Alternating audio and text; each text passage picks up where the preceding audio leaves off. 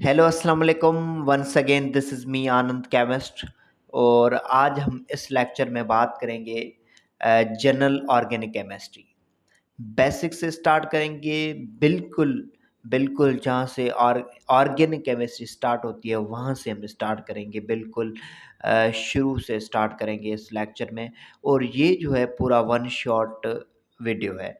इस वीडियो में general organic chemistry के सारे कॉन्सेप्ट होंगे। पूरा जो है वो लेक्चर है, थोड़ा लंबा लेक्चर होने वाला है, लेकिन इसमें सारे आपको जनरल ऑर्गेनिक केमिस्ट्री के जो भी डाउट हैं क्लियर होंगे।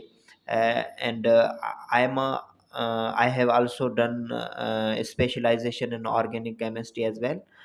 So हम बहुत अच्छे से इस लेक्चर को हम जो है वो पढ़ेंगे, समझेंगे। तो जो भी जिसका भी एमडीकेट के स्टूडेंट हैं उनको भी ऑर्गेनिक केमिस्ट्री पोर्शन होता है, तो वो भी ये वन शॉट वीडियो देख के पूरे अपने कॉन्सेप्ट क्लियर कर सकते हैं। उसके अलावा जिसको भी जनरल ऑर्गेनिक केमिस्ट्री जो स्पेशलाइजेशन कर रहे हैं उनके लिए भी मोस्ट इम्पॉर्टेंट है। तो ये आप जो है वो जनरल ऑर्गेनिक केमिस्ट्री जिसको बेसिक केमिस्ट्री ऑर्गेनिक समझना है, वो हम इस लेक्चर में स्टडी करेंगे वन बाय वन।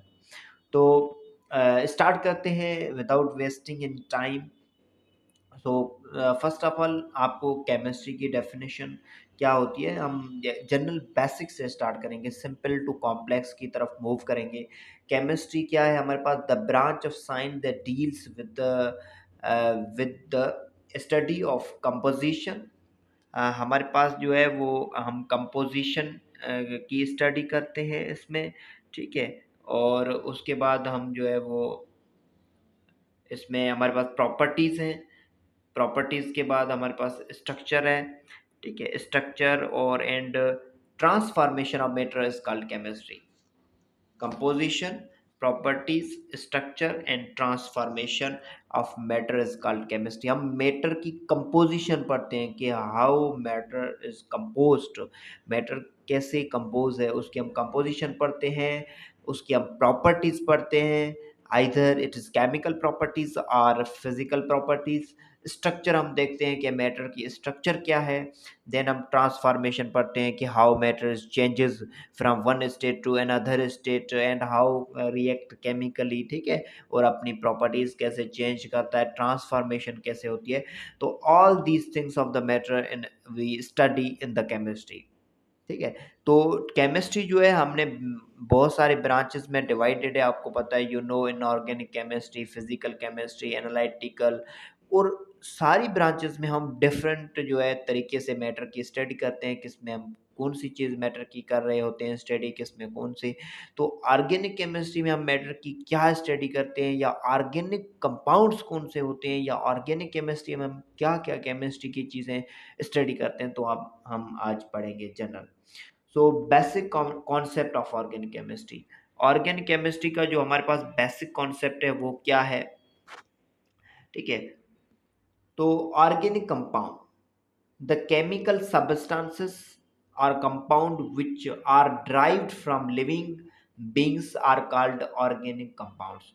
ऐसे कंपाउंड जो लिविंग ऑर्गेनिज्म से हम ऑब्टेन करें, जैसे फॉर एग्जांपल हम प्लांट और एनिमल सोर्सेज से हम ऑब्टेन करते हैं। लिविंग सोर्स हमारे पास एनिमल्स, प्लांट्स या किसी भी लिविंग सोर्स से हमें कोई कंपाउंड मिलता है, तो हम उसको बोलते हैं ऑर्गेनिक कंपाउंड, ठीक है। एग्जाम्पल प्रोटीन है, फैट है, कार्बोहाइड्रेट है, एटसेट्रा, ठीक है। तो ये हमें वाइटल फोर्स थ्योरी ने बताया था, ठीक है। किसने बताया था? हमें वाइटल फोर्स थ्योरी ने, ठीक है।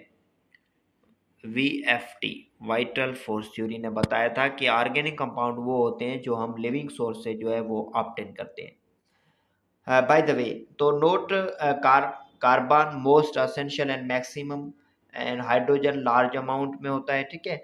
और हेलोजन के भी हमारे पास होते हैं। मतलब ऑर्गेनिक कंपाउंड में कौन कौन से केमी एलिमेंट प्रेजेंट होते हैं? तो कार्बन होता है जो मोस्ट एसेंशियल है और मैक्सिमम अमाउंट में प्रेजेंट होता है, और हाइड्रोजन भी लार्ज अमाउंट में होता है, ठीक है। हेलोजन ट्रेस अमाउंट में प्रेजेंट होते हैं।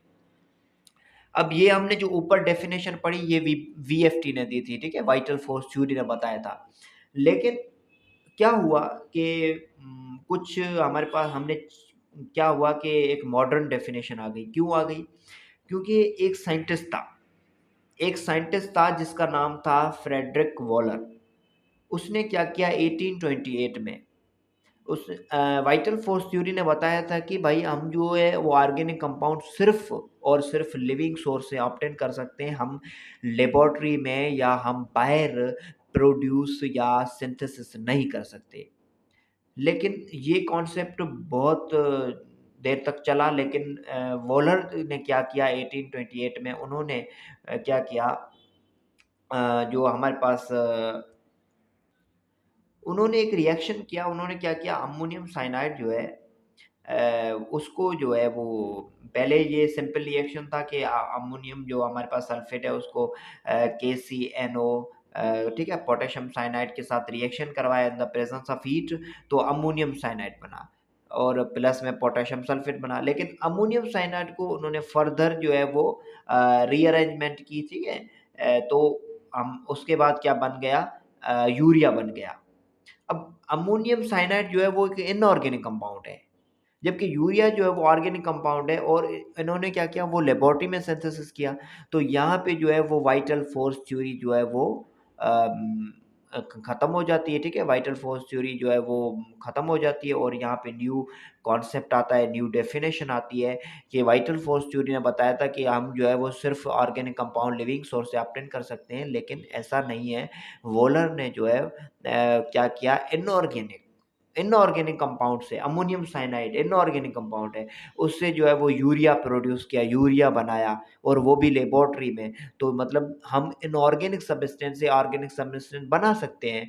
देन हमारे पास एक मॉडर्न डेफिनेशन आ गई, ठीक है। तो उन्होंने बताया कि हम जो है वो ऑर्गेनिक कंपाउंड या ऑर्गेनिक केमिस्ट्री किसको बोलते हैं, the hydrocarbon and it's derivative is called organic compound. ऐसा कंपाउंड जिसमें कार्बन हो, मतलब हाइड्रोकार्बन्स हो, हाइड्रोजन और कार्बन प्रेजेंट हो, और उनके डेरिवेटिव्स, मतलब उनके साथ हैलोजन हो सकता है या कुछ और भी डेरिवेटिव्स उसके बनते हैं, तो वो हो।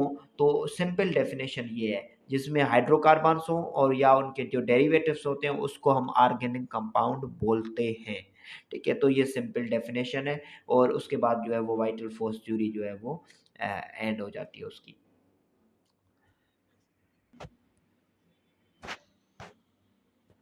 नेक्स्ट हमारे पास है list of the organic compound around you. हमारे पास बहुत से ऑर्गेनिक कंपाउंड है, जैसे हमारे पास यूरिया है, हमारे पास शुगर है, ठीक है, कोल है, हमारे पास कोयला, कोल, ड्रग्स है, अमाइनो एसिड्स हैं, प्रोटीन है, ये सारे हमारे पास क्या हैं, ऑर्गेनिक कंपाउंड है, और भी बहुत सारे हैं, कार्बोहाइड्रेट वगैरह है सारे, ठीक है। तो write down your understanding about vital force theory. अब सिंपल है हमारे पास कि वाइटल फोर्स थ्योरी क्या है। आप मैंने आपको सिंपल वर्ड्स में पहले ही एक्सप्लेन कर दिया है, फिर भी हम उसको एक्सप्लेन कर लेते हैं। In earlier time chemist tried to synthesis organic compound in laboratory but they failed.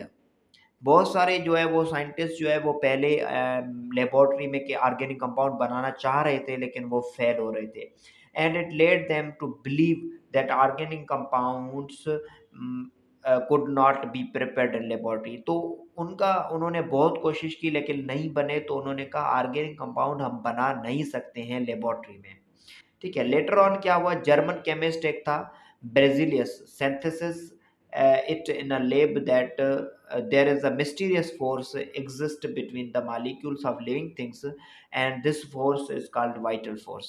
उन्होंने बताया कि ये जो सिर्फ हम क्या कर सकते हैं, इनको हम लैब में नहीं बना सकते, इनको हम क्या करते हैं, सिर्फ लिविंग थिंग्स से ही ऑब्टेन कर सकते हैं, और उनके बीच में एक मिस्टीरियस फोर्स एग्जिस्ट करती है, और वो सिर्फ लिविंग थिंग्स में ही प्रेजेंट होते हैं मॉलिक्यूल्स, और उन्होंने बताया उसको उन्होंने बोला कि वाइटल फोर्स, ठीक है, वो एक वाइटल फोर्स है, and theory was a vital force theory, और उसका वाइटल फोर्स थ्योरी नाम रखा गया, किसने, ब्रेजिलियस ने।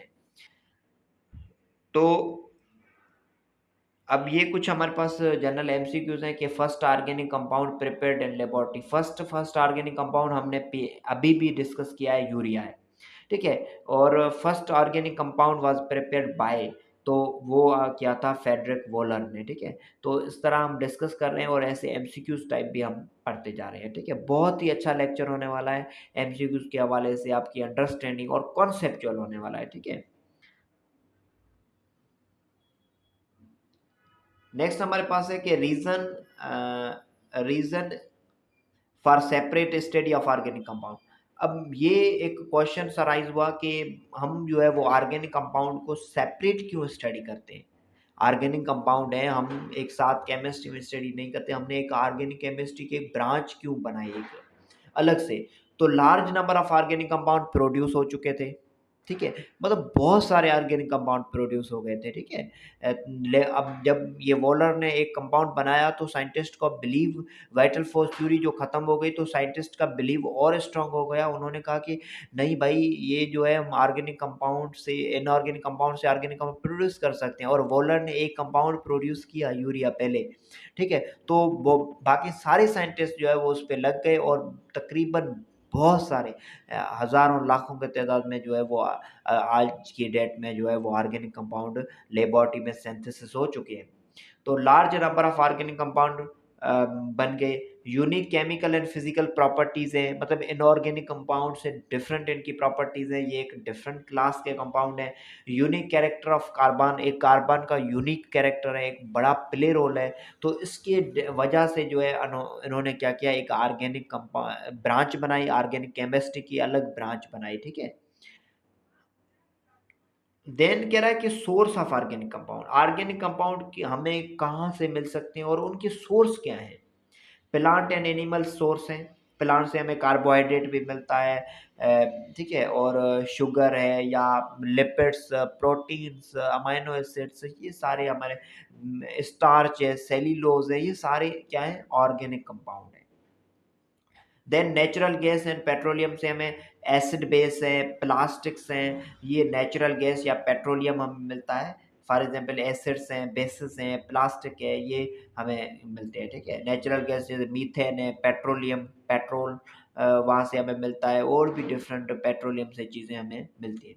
कोल है फॉर एग्जांपल हमारे पास, ठीक है। ड्रग्स, डाइज वगैरह, ठीक है।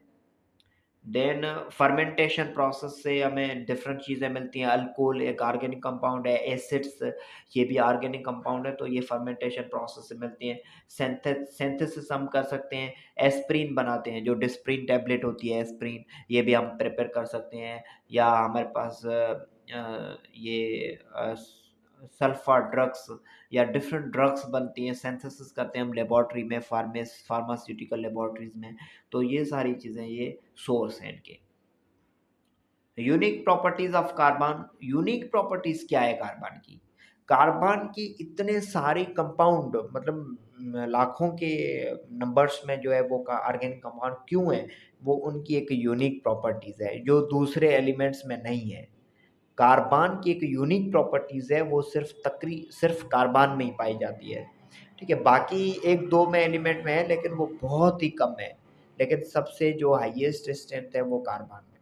तो उसकी जो है वो एक तो ये है कि tetra valency of carbon, carbon की जो वैलेंसी होती है वो 4 वैलेंसी होती है। आपको पता है कि कार्बन जो है वो 4 ब्लॉक में, सॉरी 4 ग्रुप में है, 4A में। तो उनके आखिरी शेल में 4 इलेक्ट्रॉन्स होते हैं, ठीक है। उसकी जो एक्साइटेड स्टेट होती है उसको 4 अनपेयर्ड इलेक्ट्रॉन होते हैं। वो फिर क्या होता है कि वो उनको ऑक्टेट कंप्लीट करने के लिए या स्टेबल होने के लिए 4 इलेक्ट्रॉन्स और चाहिए। तो मतलब उनकी टेट्रा वैलेंसी होती है, वो टेट्रा वैलेंट होते हैं कार्बन। और कैटिनेशन प्रॉपर्टी ऑफ कार्बन, ये हम आगे डिस्कस करते हैं। कैटिनेशन प्रॉपर्टी क्या होती है। कैटिनेशन प्रॉपर्टीज ये होती है कि एबिलिटी टू बॉन्ड इटसेल्फ, ठीक है। मतलब हर एलिमेंट के साथ ये एबिलिटी नहीं होती है कि वो सेम अपने एटम से बॉन्ड बना सके, लेकिन कार्बन के साथ होती है लेकिन कम होती है, किसी सबके साथ इतनी नहीं होती है, वो थोड़ी बहुत होती है। फॉर एग्जांपल हाइड्रोजन की हम बात करें तो हाइड्रोजन ने एक दूसरे हाइड्रोजन से बॉन्ड बना लिया तो यहाँ पे खत्म हो गया, H2 बन गया। अब यहाँ कार्बन में क्या है कि कार्बन जो है वो अपने दूसरे कार्बन से बहुत सारे बॉन्ड बना सकता है। फॉर एग्जांपल एक कार्बन है, वो दूसरे कार्बन से बॉन्ड बनाए, फिर वो दूसरा जो 3 और बॉन्ड बना सकता है, फिर वो जो तीसरा है वो 3 और बॉन्ड बना सकता है। मतलब इस तरह जितनी भी ब्रांचेस चेन बनती जाएगी, ठीक है। तो हमारे पास यहाँ एग्जाम्पल है, स्ट्रेट चेन कंपाउंड है और ब्रांच चेन कंपाउंड होते हैं, साइकिल कंपाउंड होते हैं। ठीक है, तो अब डिस्क्रिप्शन ये है कि tetravalency of carbon, the atomic number of carbon is 6, you know, और it belongs to 4 A group, ये मैंने आप अभी आपको बताया है। और सब ग्रुप जो है एंड 2 पीरियड में ये आता है in a periodic table. It have 6 electron distributed, इसके जो है वो 6 इलेक्ट्रॉन होते हैं। फर्स्ट 2 इन के शेल में होते हैं और दूसरे शेल में जो है वो 4 इलेक्ट्रॉन्स होते हैं एल शेल में। So carbon atom form 4 covalent bond. Carbon जो है वो 4 कोवेलेंट बॉन्ड बना सकता है with other atom by sharing valence electron to make stable carbon compound, and this property of carbon is known as tetravalency. Tetra का मतलब ही 4 होता है। ठीक है, कार्बन के आखिरी शेल में 4 इलेक्ट्रॉन होते हैं और अभी उनको 4 और चाहिए इलेक्ट्रॉन अपने आप को स्टेबल करने के लिए, तो इसको बोलते हैं टेट्रावेलेंसी। अब कैटिनेशन प्रॉपर्टी क्या है?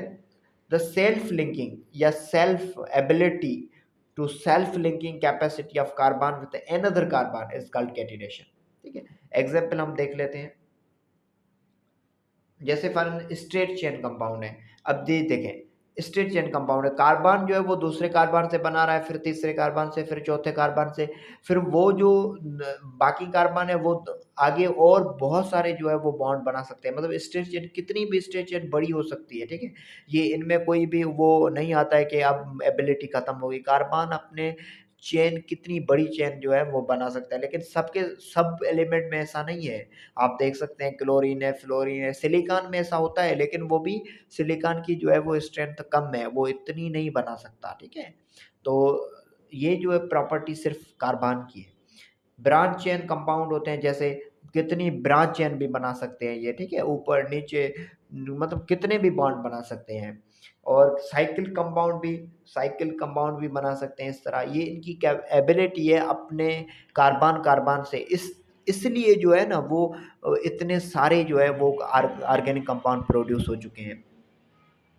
नेक्स्ट हमारे पास है most important classification of organic compound. Organic compound हमें दो जो है वो क्लास में हम ऑर्गेनिक कंपाउंड को जो डिवाइड करते हैं। एक हमारे पास है ओपन चेन कंपाउंड और दूसरे हैं साइकिल, या उसको हम क्लोज्ड चेन भी बोल सकते हैं। क्लोज्ड होते हैं, ठीक है, क्लोज्ड और ओपन चेन खुले हुए होते हैं, और क्लोज चेन या साइकिल कंपाउंड जो साइकिल में होते हैं। ठीक है, अब जो ओपन चेन कंपाउंड है उसको हमने फिर फर्दर हमने जो है वो दो टाइप में कैटेगराइज किया है। एक हमारे पास है स्ट्रेट चेन और दूसरा है ब्रांच चेन। और जो साइकिल कंपाउंड है उसको हमने दो कैटेगराइज किया है, दो और क्लास में। तो एक है होमोसाइकिल और हेट्रोसाइकिल। अब हमारे पास क्या है कि जो स्ट्रेट चेन और ब्रांच चेन है वो स्ट्रक्चर कंपाउंड और हमारे पास सैचुरेटेड कंपाउंड या अनसैचुरेटेड हो सकते हैं। अब सैचुरेटेड वो होते हैं जिसमें सिर्फ सिंगल बॉन्ड हो, ठीक है, सिंगली बॉन्डेड हो। और अनसैचुरेटेड मतलब डबल बॉन्ड भी हो सकता है या ट्रिपल बॉन्ड हो। ठीक है, और होमोसाइकिल के हेट्रोसाइकिल का मतलब ये है कि मतलब वो एरोमेटिक भी हो सकता है और एलिसाइकिल। ठीक है, हेट्रोसाइकिल का मतलब ये हुआ कि या नॉन एरोमेटिक हम उसको बोलते हैं या एलिसाइकिल बोल सकते हैं।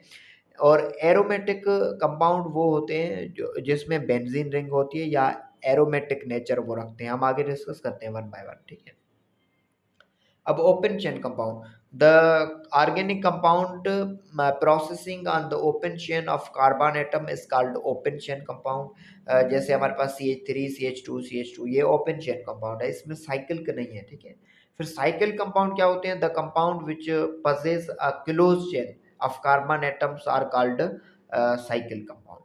ठीक है,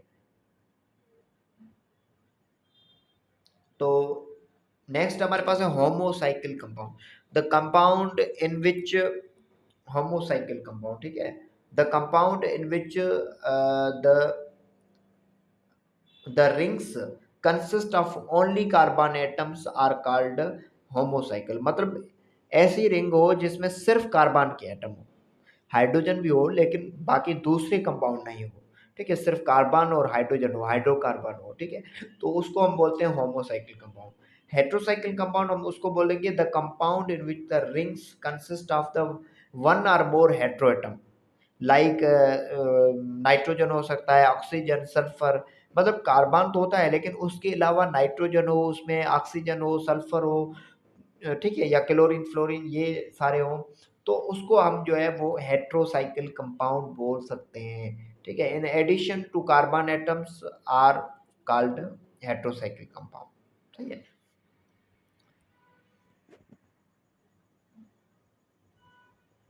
तो नेक्स्ट हमारे पास है how can you classify the organic compound, write different classes of organic compound with example. So there are millions of organic compound and it is physically impossible to study individual compound, मतलब ये हमें physically जो है वो impossible है हम जो है वो एक एक compound को study करें। So they are classified uh, into a various group based on structural similarities, structure की सिमिलरिटीज के बेस पे उनको क्लासीफाई किया गया है to facilitate their systemic study as follows. तो हम इसको देख लेते हैं वन बाय वन। ठीक है, ये हमने अभी इसको डिस्कस किया है, सेम सॉरी ये सेम रिपीट हो रहा है। ठीक है, सिंपल चीज़ें हमने अभी इसको डिस्कस किया है कि हमारे पास ओपन चेन कंपाउंड होते हैं, साइकिल कंपाउंड होते हैं। ठीक है, ओपन चेन में स्ट्रेट चेन आ जाती है, ठीक है, ब्रांच चेन कंपाउंड आ जाते हैं। तो फर्दर ये हमने इसको फिर फर्दर हमने उसको किया तो हमारे पास सेचूरेटेड कंपाउंड और अनसेचूरेटेड कंपाउंड आ जाते हैं। ठीक है, ये सेचूरेटेड का मतलब ये होता है कि उसमें सिंगल बॉन्ड होता है। ठीक है, मतलब सिंगल बॉन्ड होता है। और जो अनसेचूरेटेड है उसका मतलब है उसमें डबल बॉन्ड भी हो सकता है या ट्रिपल बॉन्ड भी हो सकता है। ठीक है, तो ये है। और नेक्स्ट हमारे पास एक साइकिल कंपाउंड या क्लोज चेन कंपाउंड हम बोलते हैं, जिसको कम होमोसाइकिल कंपाउंड उसमें होते हैं और हेट्रोसाइकिल। होमोसाइकिल का मतलब ये है कि उसमें सिर्फ कार्बन के एटम प्रेजेंट होंगे और हाइड्रोजन, और बाकी कोई नहीं होगा। हाइड्रोजन तो वैलेंसी सेटिस्फाई करने के लिए होता है, सिर्फ कार्बन के प्रेजेंट होंगे, उसमें कोई नाइट्रोजन, सल्फर, ऑक्सीजन वगैरह नहीं प्रेजेंट होंगे, तो उसको हम होमोसाइकिल बोलते हैं।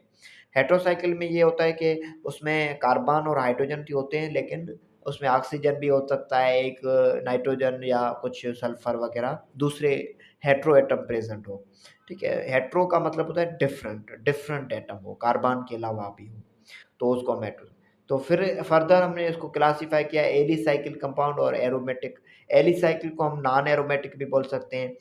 एलिसाइकिल कंपाउंड मतलब वो कंपाउंड जिसमें बेंजीन प्रेजेंट नहीं हो या वो एरोमेटिक नेचर नहीं रखते हो। ठीक है, सिंपल हमारे पास जो एलिसाइकिल कंपाउंड होते हैं। एरोमेटिक कंपाउंड, एरोमेटिक, एरोमेटिक का मतलब होता है एरोमा, एरोमा का मतलब होता है प्लीजेंट स्मेल। ठीक है, जो खुशबूदार हो, स्मेल जिसमें प्लीजेंट स्मेल हो। ठीक है, तो उसको एरोमेटिक, एरोमा से ड्राइव किया गया है ये वर्ड, एरोमेटिक कंपाउंड जिसमें बेंजीन रिंग वगैरह होती है। सही है, तो सिंपल है।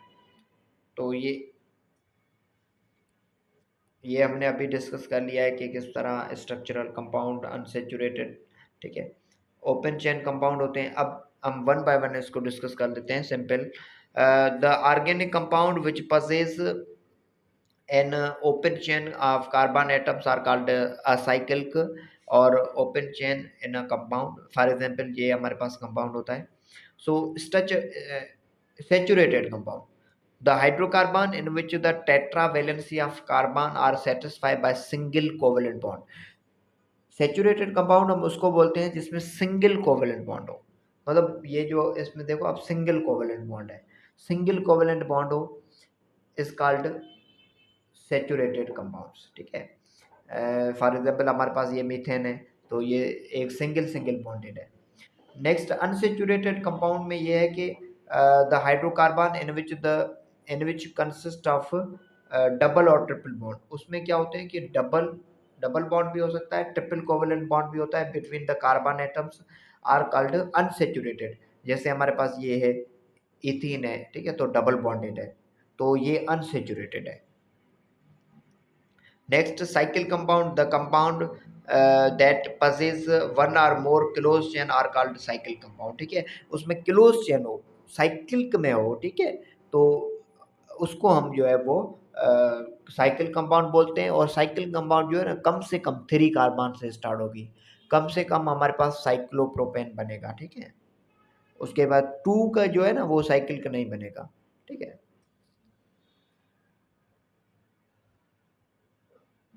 होमोसाइकिल कंपाउंड, अब साइकिल में हमारे पास 2 टाइप के होते हैं, एक होमोसाइकिल और heterocyclic. The compound in which the ring consist only carbon atoms are called homocyclic. मतलब इसमें देखो अब कार्बन ही है, हाइड्रोजन तो वैलेंसी सेटिस्फाई करने के लिए है ना, बाकी तो कार्बन के ही एटम प्रेजेंट है, ठीक है, कार्बन, तो ये साइकिल बन गया। साइकिल क्या है, लेकिन होमोसाइकिल क्या है। हेटेरोसाइकिल ये होता है कि उसमें एक डिफरेंट एटम भी प्रेजेंट हो, नाइट्रोजन, ऑक्सीजन, सल्फर में से कोई। अब देखो ये कार्बन, हाइड्रोजन और CH2 फिर एक ऑक्सीजन है बीच में, ठीक है। तो मतलब ये क्या हुआ हमारे पास हेटेरोसाइकिल, साइकिल के है लेकिन हेटेरोसाइकिल के। उसके बाद है alicyclic compound, the compound in which shows aliphatic character are called alicyclic compound. मतलब एलिफेटिक कैरेक्टर है, इसमें कोई एरोमेटिक नेचर नहीं है, ये नॉन एरोमेटिक कंपाउंड्स होते हैं, ठीक है। एरोमेटिक कंपाउंड वो होते हैं the cycle compound which shows the aromatic character, मतलब एरोमा जिसमें से आए, ऐसे कंपाउंड जो स्मेल, जिसमें प्लीजेंट स्मेल हो, एरोमेटिक नेचर रखते हो, आर कॉल्ड एरोमेटिक कंपाउंड। जैसे बेंजीन होती है हमारे पास, सिंपल फिनाइल, बेंजीन वगैरह। नेक्स्ट, ठीक है, नेक्स्ट हमारे पास है alkyl group. What is alkyl group? Alkyl group formed by removing one hydrogen atom from alkene is called alkyl group। मतलब हमारे पास कोई एक स्टेबल कंपाउंड है, उसमें से हम क्या करें, एक हाइड्रोजन को निकाल दें, ठीक है, फिर उसमें पॉजिटिव चार्ज आ जाएगी तो अल्काइल ग्रुप बन जाएगा, या अल्काइल रेडिकल हम उसको बोलेंगे। It is denoted by R, उसको हम आर से लिखते हैं, ठीक है। ये आप फिलहाल याद कर लें, आगे हम इस एग्जाम्पल डिस्कस करते हैं। It's general formula. अब आपको पता है कि अल्केन अल्केन का जनरल फार्मूला होता है CnH2n+2 होता है। यहाँ पे एक हाइड्रोजन निकल जाता है, फिर क्या होता है CnH2n+1, तो अल्काइल ग्रुप का ये जनरल फार्मूला है। For example methyl, butyl, propyl, ethyl. मतलब क्या होता है कि जो उसके लास्ट में YN लगता है, ठीक है, जो रेडिकल होता है उसके लास्ट में YN लगता है। नेक्स्ट हमारे पास फंक्शनल ग्रुप होते हैं, ये टर्मिनोलॉजी है ऑर्गेनिक केमिस्ट्री की। फंक्शनल ग्रुप हमारे पास क्या होते हैं, इनऑर्गेनिक कंपाउंड होते हैं, contain cation and anion that take part in chemical reaction, but organic compound are covalent compound. Organic compound जो है वो कोवलेंट कंपाउंड होते हैं, only certain parts, certain ports parts of its take part in reaction, उसके कुछ part जो है वो रिएक्शन में हिस्सा लेते हैं। जैसे a function group is an atom or group of atoms in a molecule which gives the characteristic chemical properties of that molecule or family is called functional group. मतलब उसमें एक ऐसा ग्रुप होता है जो अपनी प्रॉपर्टी शो करता है या वो अपनी रिएक्टिविटी शो करता है, ठीक है। उसमें दूसरे अगर प्रेजेंट भी होंगे तो वो उनकी प्रॉपर्टीज नहीं शो होगी। फॉर एग्जाम्पल, सिंपल एग्जाम्पल, हमारे पास कोई एक कंपाउंड है, उसमें कार्बोक्सिलिक मतलब COOH भी प्रेजेंट है, उसमें क्लोरीन फ्लोरीन भी प्रेजेंट है, उसमें कीटोन भी प्रेजेंट है, लेकिन कार्बोक्सिलिक की जो प्रोडक्टिविटी होती है वो ज़्यादा होती है, रिएक्टिविटी ज़्यादा होती है, तो वो अपनी प्रॉपर्टीज शो करेगा, कार्बोक्सिलिक एसिड वाली प्रॉपर्टीज, ठीक है। तो उनकी एक हमने प्योरिटी हमारे पास है, तो जितना ज़्यादा उसमें रिएक्टिव ग्रुप होगा तो उनकी फंक्शनलिटी वही शो होगी, ठीक है। तो नेक्स्ट हमारे पास है it is denoted by RG, ठीक है। मतलब हम रेडिकल होता है, उसके बाद फंक्शनल ग्रुप होता है साथ में, where R is a molecular body and G is a functional group, ठीक है। सिंपल है, हम एग्जाम्पल डिस्कस करते हैं। Significance of functional group, functional group की सिग्निफिकेंस क्या है। Functional group serve as a basis of nomenclature for organic. हम नोमेनक्लेचर ऑर्गेनिक कंपाउंड की पढ़ते हैं ना, अब इतने सारे कंपाउंड हैं, लाखों की तादाद में कंपाउंड है, तो उसके हम नाम याद तो नहीं कर सकते, तो उनके लिए साइंटिस्ट ने क्या किया है, रूल बनाया है कि आप उसके कैसे नाम दे सकते हैं, रूल्स हैं, ठीक है। तो फंक्शनल ग्रुप के मतलब ऑर्गेनिक कंपाउंड के नेमिंग करने के लिए हम यूज़ करते हैं फंक्शनल ग्रुप को। Functional group serve to classify organic compound into different classes और फैमिलीज़। फंक्शनल ग्रुप हमें ये हेल्प करते हैं कि हम उसको कैसे क्लासीफाई करें डिफरेंट ऑर्गेनिक कंपाउंड को। Functional group is a site of chemical reactivity in a molecule. Functional group ही होता है जिसकी वजह से वो मतलब साइट एक्टिव होती है रिएक्टिविटी की, ठीक है। अब ये आप टेबल जो है वो ये आप याद कर लें, ये आपको मतलब याद करनी है, ठीक है। ये आपको याद करनी पर फंक्शनल ग्रुप की टेबल है, ठीक है। इसमें हमारे पास क्लास ऑफ ऑर्गेनिक कंपाउंड है, ये ऑर्गेनिक कंपाउंड की क्लास है, ठीक है। ये इतने ऑर्गेनिक कंपाउंड नहीं है, इसमें बहुत सारे हर एक क्लास के पता नहीं कितने जो है वो ऑर्गेनिक कंपाउंड प्रोड्यूस हो चुकी है, ठीक है। तो ये क्लास है, उसके बाद उनके नेम है और उसके बाद उसकी सैम्पल क्या होती है, स्ट्रक्चर क्या होती है। तो सबसे पहले अल्कीन है हमारे पास, हम वन बाय वन डिस्कस कर लेते हैं। अल्कीन, ठीक है।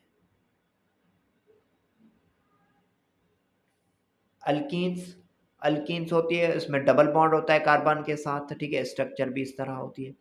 और अल्काइंस इसकी जो है वो ट्रिपल बॉन्ड होता है, अल्काइन में ट्रिपल बॉन्ड होता है, ठीक है।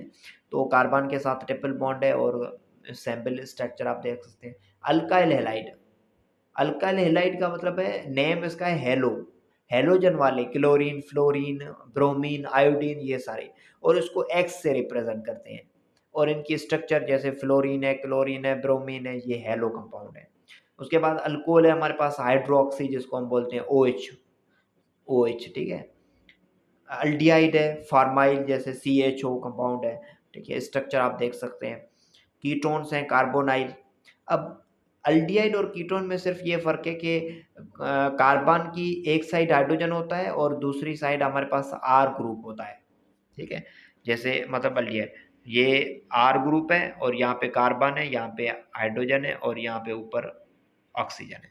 कीटोन में क्या होता है कि कार्बो ये R है और ये डबल बॉन्ड है और दोनों साइड यहाँ पे भी R होता है, ठीक है। मतलब दोनों साइड कार्बन होते हैं, कार्बन की दोनों साइड कार्बन होते हैं। उसमें क्या होता है, अल्डिहाइड में कार्बन की एक साइड हाइड्रोजन होता है, एक साइड कार्बन होते हैं, कार्बन की चेन होती है, ठीक है। तो ये डिफरेंस है, ये आप देख सकते हैं। यहाँ पे भी R है, यहाँ पे भी R है, ठीक है। लेकिन यहाँ पे एक साइड जो है वो हाइड्रोजन है। कार्बोक्सिलिक एसिड है, ईस्टर है, ईस्टर और कार्बोक्सिलिक एसिड भी इस तरह ही है, ठीक है। तो ये आप देख सकते हैं, ठीक है। सिंपल है। ईथर्स, ईथर्स हैं, ईथर, ईथर में क्या होता है कि एक ऑक्सीजन होता है बीच में और ईस्टर में हमारे पास कार्बन, ऑक्सीजन, फिर ऑक्सीजन, स्ट्रक्चर आप देख सकते हैं। अमाइंस होते हैं, अमाइनो जिसको हम बोलते हैं, और अमाइड्स होते हैं जिसको हम अमाइडो बोलते हैं। साइनाइड जिसको हम नाइट्राइड्स भी बोलते हैं, नाइट्राइड्स, और सियानो बोलते हैं इनके कंपाउंड्स को, ग्रुप को, ठीक है। उसके बाद हमारे पास नाइट्रो कंपाउंड होता है जिसको हम नाइट्रो ही बोलते हैं। अल्काइल नाइट्राइड्स होता है जिसको नाइट्रेटो बोलते हैं। स्ट्रक्चर आप देख सकते हैं। अब नाइट्रो में क्या होता है, NO2, क्या होता है, NO2। जो नाइट्राइट्स होता है उसमें क्या होता है, ONO, ठीक है। ONO इस ये मतलब स्ट्रक्चर में बहुत ही डिफरेंट है। आप देख सकते हैं नाइट्रोजन के साथ किस तरह उसकी बॉन्डिंग है और उनकी जो स्ट्रक्चर वगैरह उसमें थोड़ा डिफरेंट है। देन हमारे पास एसिड एनहाइड्राइड जिसको हम एसिड ही बोलते हैं, फंक्शनल ग्रुप उसका एसिड ही है, ठीक है। और सल्फोनिक एसिड है, जिसको हम सल्फोनिक बोलते हैं। हमारे पास एसाइल हैलाइड्स होते हैं, एसाइल हैलाइड है, आइसोसाइनाइड्स है। देन डाइज़ो कंपाउंड होते हैं। डाइज़ो कंपाउंड में पता है क्या होता है, N2, ठीक है। N2 नाइट्रोजन होता है और उसके साथ डबल बॉन्ड फिर N होता है, ठीक है, डाइज़ो। देन हमारे पास थायोल्स होता है, डायएज़ो, एज़ो का मतलब भी नाइट्रोजन होता है, एज़ो जिसमें नाइट्रोजन प्रेजेंट हो उसको एज़ो होता है। डाई मतलब दो नाइट्रोजन है तो डायएज़ो। अब थायोलाइड, थायोल, ठीक है। अब एज़ो नाइट्रोजन के लिए होता है, ठीक है। थायो, थायो जो है वो सल्फर के लिए होता है, ठीक है। और फ्यूरॉन जो है वो ऑक्सीजन के लिए होता है, ठीक है। तो ये आप देख सकते हैं। तो थायोल्स हमारे पास होता है, ठीक है। इसमें सल्फर प्रेजेंट है, इसको बोलते हैं हम मर्कपेटो, मरका पेटो। और हमारे पास साइनेट्स होते हैं जिसको हम साइनेट ही बोलते हैं, और नाइट्रोसो, नाइट्रोसो कंपाउंड होता है जो NO होता है खाली, NO2 नाइट्रो, ONO हमारा नाइट्रेटो, ठीक है। तो NO जो होता है उसको हम नाइट्रोसो बोलते हैं, ठीक है। तो सिंपल है, ये आपके क्लास हैं, ये क्लास हैं पूरे, ये ये आप देख सकते हैं। और इसके अलावा नंबर 1 पे जो है ना, यहाँ पे हमारे पास अल्केन नहीं है, ठीक है। अल्केन कार्बन के साथ सिंगल बॉन्ड होता है अल्केन। जिस तरह अल्कीन में डबल बॉन्ड, अल्काइन में ट्रिपल, अल्केन में क्या होता है, कार्बन के साथ जो है वो सिंगल सिंगल बॉन्ड होता है। तो सिंपल है। नेक्स्ट हमारे पास है homologous series. Homologous series is the systemic arrangement of organic compound. ये ऑर्गेनिक कंपाउंड की एक सिस्टमेटिक अरेंजमेंट है, ठीक है। Having the same function, same functional group होता है, आइडेंटिकल केमिकल प्रॉपर्टीज होती हैं, सेम फार्मूला होता है रिप्रेजेंटेशन के लिए, एंड इंडिविजुअल मेंबर होते हैं, ठीक है, are differ by unit of 14 AMU। उसमें सिर्फ फर्क कितना होता है, एक कंपाउंड को दूसरे कंपाउंड में फर्क सिर्फ कितना होता है, CH2 का। CH2 का जो मास होता है, कार्बन का मास होता है 12, कार्बन का मास होता है 12, प्लस करेंगे उसमें हाइड्रोजन के 2 तो ये हो जाएगा 14। तो उनका जो है वो एक कंपाउंड से दूसरे कंपाउंड की जो होमोलॉगस सीरीज है, तो इनके बीच में जो डिफरेंस होता है वो 14 AMU का होता है और CH2 का ग्रुप का होता है। So the homologous series of the first few member alcohol is for example methanol है। अब मीथेनॉल के बाद जो कंपाउंड है वो इथेनॉल आता है, तो इथेनॉल में फर्क कितना है, CH2 का, मतलब CH2 एक एक्स्ट्रा है। अब प्रोपेनॉल, प्रोपेनॉल में क्या है कि एक CH2 और ज़्यादा है, ब्यूटेनॉल एक CH2 और ज़्यादा है। मतलब ऐसा नहीं कि आपको डिफरेंस देना है, देखना है एक कंपाउंड को, फिर दूसरा जो आता है उसमें डिफरेंस देखना है। ऐसा नहीं कि वन कंपाउंड को फोर्थ से कंपेयर कर रहे हैं, ऐसे नहीं, वन को टू से, टू को थ्री से, थ्री को फोर से। तो ये होमोलॉगस सीरीज है जिसको हम बोलते हैं होमोलॉगस सीरीज। सिंपल है, सब कंपाउंड में वैसा ही होता है, सब क्लास के कंपाउंड में, ठीक है। नेक्स्ट है characteristic of homologous series. Homologous series के कैरेक्टर्स क्या होते हैं, number 1, all series contain the same functional group. जो पूरी सीरीज है वो सेम फंक्शनल ग्रुप कंटेन करती है, मतलब सेम क्लास के कंपाउंड हैं तो यू नो के सेम क्लास के ही है, तो फिर वो सेम ही फंक्शनल ग्रुप कंटेन करते होंगे। नेक्स्ट है कि होमोलॉगस सीरीज, होमोलॉगस जो है वो passes similar chemical properties and different physical. उनकी केमिकल प्रॉपर्टी सिमिलर होती है क्योंकि सिमिलर उसमें फंक्शनल ग्रुप प्रेजेंट होता है ना। आप ऊपर देख सकते हैं, जैसे आप हमारे पास मीथेनॉल, इथेनॉल सब में OH ग्रुप है, केमिकल प्रॉपर्टीज तो सेम होगी, लेकिन केमिकल फिजिकल प्रॉपर्टीज डिफरेंट होंगी क्योंकि उनकी जो फिजिकल नेचर है, चेन बढ़ने से उनकी मेल्टिंग, बॉइलिंग पॉइंट वगैरह इंक्रीज और डिक्रीज हो सकती है। तो फिजिकल प्रॉपर्टी डिफरेंट होती हैं लेकिन केमिकल प्रॉपर्टी सेम होती है। Homologous series are represented by same molecular formula. उनको होमोलॉगस सीरीज को हम जो है वो मॉलिक्यूलर फार्मूला से भी रिप्रेजेंट करते हैं, सेम मॉलिक्यूलर फार्मूला होता है। Physical properties of the homologous series shows sequential gradation. मतलब उसमें जो होमोलॉगस सीरीज में फिजिकल प्रॉपर्टीज चेंजिंग होती है वो भी सीक्वेंशियल होती है, मतलब वन बाय वन इंक्रीज या डिक्रीज होगी, ठीक है। And with with raise and the molecular mass, ठीक है। तो उसमें जैसे मॉलिक्यूलर मास बढ़ता है, मतलब पहला जो कंपाउंड है दूसरे कंपाउंड उसमें क्या है 14 जो है ज़्यादा होता है, 14 AMU। फिर जो तीसरा कंपाउंड है उसमें उससे 14 AMU ज़्यादा होता है, मतलब ग्रेजुअली जो है वो इंक्रीज हो रहा है, ठीक है। So two regular member of the homologous series differ. जो टू रेगुलर मेंबर जो हैं वो डिफर होते हैं 14 AMU मॉलिक्यूलर मास से, ठीक है। So some example of the homologous series, homologous series of the alkane, जैसे हमारे पास CN2H2 प्लस। तो अब सैंपल है, अब देखते जाए homologous series of the alkane. Alkane की होमोलॉगस सीरीज के पहला कंपाउंड मीथेन होता है, तो मीथेन और इथेन, इथेन और मीथेन में जो डिफरेंस है ना वो CH2 का है। कितना आप देख सकते हैं, मीथेन में आप देखें 4 कार्बन है और सॉरी 1 कार्बन है और 4 हाइड्रोजन है। इथेन में आप देखें 2 कार्बन है और कितने 6 जो है वो हाइड्रोजन है। तो 2 हाइड्रोजन ज़्यादा है, 1 कार्बन ज़्यादा है, मतलब तो 2 हाइड्रोजन और 1 का कार्बन, तो CH2 का डिफरेंस है और इनका जो मास होता है वो 14 होता है। फिर आप प्रोपेन में देखें तो ए 14 मास बढ़ गया। फिर आप ब्यूटेन में देखें और 14 मास बढ़ गया। तो पेंटेन में देखें तो और एक CH2 ग्रुप बढ़ गया। तो ये क्या हो रहा है कि ग्रेजुअली चेंजिंग आ रही है और सीक्वेंस है, एक होमोलॉगस सीक्वेंस है। ऐसा नहीं कि एक कंपाउंड में 14 का डिफरेंस आ रहा है तो दूसरे में फिर 16 का आ रहा है, ऐसा नहीं। मतलब होमोलॉगस, होमो का माना ही सेम होती है, ठीक है। नेक्स्ट होमोलॉगस सीरीज अल्कोहल की जो हमने अभी अल्कोहल, ठीक है, अल्कोहल की हमारे पास सीरीज है। तो ये आप देखें कि क्लोरोमीथेन, क्लोरोइथेन, ठीक है, क्लोरोप्रोपेन, क्लोरोब्यूटेन, सॉरी ये अल्कोहल की नहीं है, हमारे पास हेलोजन की है, ठीक है। तो क्लोरोइथेन, क्लोरोपेंटेन यहाँ पे बाय मिस्टेक है, ठीक है, यहाँ पे आप हेलो लिख सकते हैं, हेलो, हेलो कंपाउंड।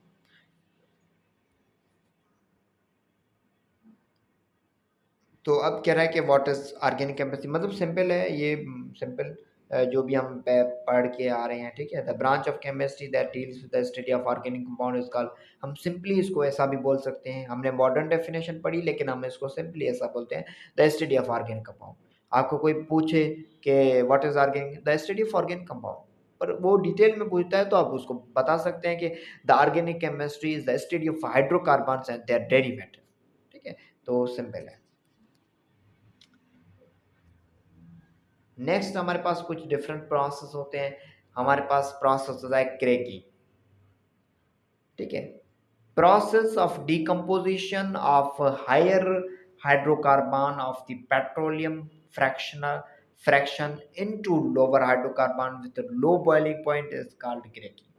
क्रैकिंग का मतलब ये होता है कि हमारे पास हायर जो हाइड्रोकार्बन होते हैं, जो बहुत बड़ी चेन की हाइड्रोकार्बन, जो बहुत बड़ी ब्रांचेस के या बहुत नंबर ऑफ कार्बन प्रेजेंट होते हैं उसमें, उसको हम क्या करें, डिफरेंट फ्रैक्शन में ब्रेक डाउन करें और उनको लोअर कंपाउंड में हम चेंज करें, लोअर हाइड्रोकार्बन में हम ब्रेक डाउन करें, तो उसको बोलते हैं क्रैकिंग। सिंपल प्रोसेस है। देखें हमारे पास एन ब्यूटेन है, क्या है हमारे पास, एन ब्यूटेन। एन ब्यूटेन हमारे पास है, उसको हमने क्या किया, टेम्परेचर दिया 500 टू 700 सेंटीग्रेड। तो ये क्या हुआ, ब्रेकडाउन हो गया ब्यूटीन में, प्रोपीन में, इथीन में, इथेन में, मतलब उससे कितने सारे कंपाउंड बन गए। इथीन बन गया 2 कार्बन वाला, प्रोपेन 3 कार्बन वाला, प्रोपीन बन गया, ब्यूटीन बन गया, मतलब चेंज, मतलब क्रेक हो गया, ठीक है, हायर से लोअर। देन हमारे पास देखो जो ब्यूटेन का फार्मूला होता है वो होता है सी, सॉरी जो ऑक्टेन, ऑक्टेन हम जिसको बोलते हैं उसका फार्मूला होता है C8H18। उसको हमने जब क्रैकिंग करवाई तो हमारे पास हेक्सेन बन गया, इथाइलिन बन गया, ठीक है, ब्यूटेन, ब्यूटेन, इथाइलिन, मीथेन, मतलब जो लार्ज हायर कंपाउंड है वो ब्रेक डाउन करें और लोअर हाइड्रोकार्बन में, तो उसको हम बोलते हैं cracking. Simple process. Types of cracking, cracking हम किस तरह कर सकते हैं, एक होती है हमारे पास catalytic cracking, catalytic cracking, the cracking of hydrocarbon in presence, in presence of suitable catalyst, हम कैटलिस्ट यूज करके क्रैकिंग कर सकते हैं, ठीक है। At lower the temperature catalyst like silica, ठीक है, हमारे पास सिलिका होता है, या हमारे पास for example kerosene could be change into gasoline by catalytic cracking. Kerosene जो है वो गैसोलीन में चेंज होती है, हम उसकी क्या करते हैं, कैटालिक क्रैकिंग करते हैं। क्या करते हैं, कैटालिक क्रैकिंग। स्टीम क्रैकिंग एक होती है हमारे पास steam, the the cracking carried out in the presence of the heat at about, हम क्या करते हैं, स्टीम करते हैं, मतलब हम 1000 केल्विन टेम्परेचर देते हैं, इस कॉल्ड स्टीम, और थर्मल क्रैकिंग, थर्मल या स्टीम क्रैकिंग हम उसको बोलते हैं।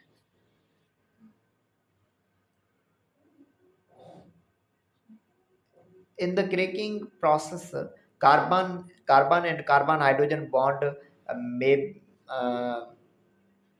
may break at various place producing large number of, मतलब क्या होता है कि कार्बन और हाइड्रोजन के बीच में बॉन्ड ब्रेक डाउन होता है और डिफरेंट कंपाउंड हमारे बनते हैं।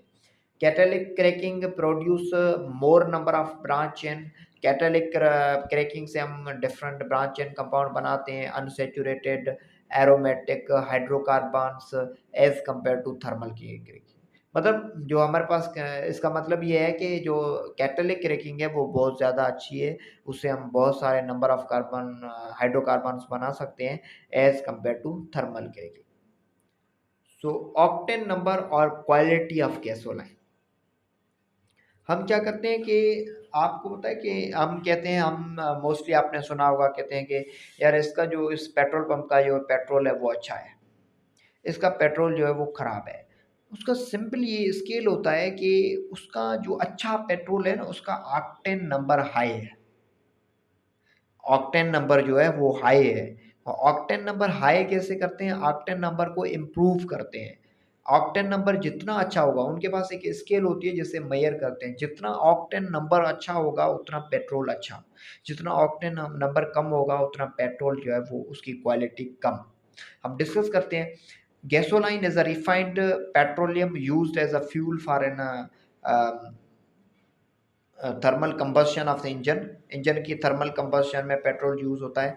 या तो the rattling metallic noise produce due to the irregular burning of the fuel in a cylinder is called knocking.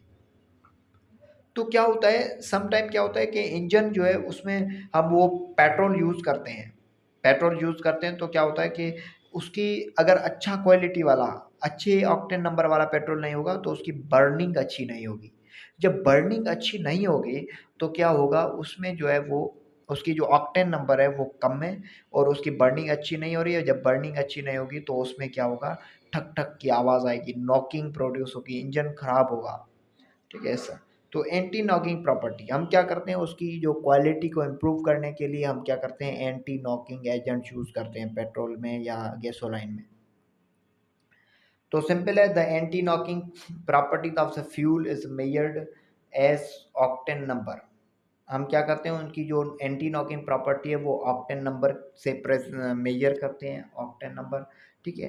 Hair iso octane, ठीक है, 2,2,4 trimethyl pentane was found to have the best anti knocking property. मतलब ये हम क्या करेंगे, ये compound iso octane, मतलब ये जो हमारे पास है 2,4 ट्राई मिथाइल पेंटेन जो है ये हम क्या करेंगे उसके अंदर डालेंगे, उसके अंदर पेट्रोल या गैसोलाइन में। तो ये क्या करता है, उनकी जो है वो एंटी नॉकिंग प्रॉपर्टी को क्या करता है, इंक्रीज कर देता है, अच्छी क्वालिटी हो जाती है। Therefore it has been designed octane number of 100, मतलब इनका जो ऑक्टेन नंबर है वो हाई होता है। सो टेट्रामिथाइल लीड भी हम यूज़ करते हैं, is the best anti knocking agent. ये टेट्रामिथाइल लेड TLE जिसको हम बोलते हैं। लेकिन इनका फिर क्या हुआ कि यार लेड जो है वो पेट्रोल है वो इंजन में बर्न होता है, आपको पता है, तो लेड भी उसके साथ ही होता है। एंटी नॉकिंग इंजन की तो वो क्वालिटी को, मतलब इंजन को तो ख़राब होने से बचाता है, बर्निंग सही होती है उनकी। लेकिन वो क्या होता है कि लेड जो है वो हमारी सेहत के लिए, लेड जो है वो ख़राब है, उनके जो धुआँ वगैरह होते हैं इंजन के, फिर वो हम एक्सहेल करते हैं, एक्सहेल हो जाते हैं, हम चलते फिरते रहते हैं, तो फिर क्या होता है कि लेड जो है वो हमारी हेल्थ के लिए जो है वो ख़राब है।